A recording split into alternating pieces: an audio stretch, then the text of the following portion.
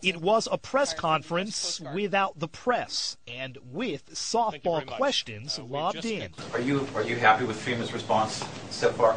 I'm very happy with FEMA's response so far. Sure looks real, but those people asking the questions at a FEMA media briefing Tuesday weren't reporters.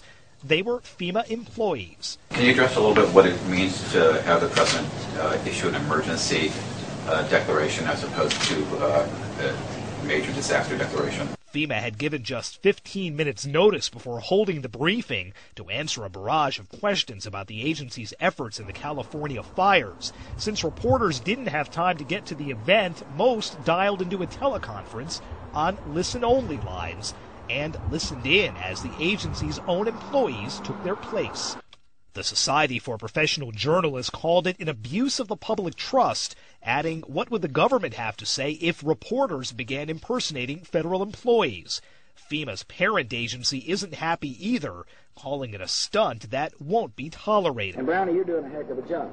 It's yet another PR debacle for an agency still getting over the sting of the Hurricane Katrina response, and left the White House both scolding it and explaining to real reporters just what happened.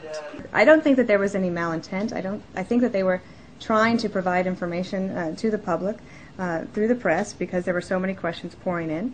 It was just a bad way to handle it, and they know that. FEMA admits it was an error in judgment, and Perino agrees, saying she figures it won't happen again. She also got a chuckle out of the press corps here by saying it's a practice the White House would not employ.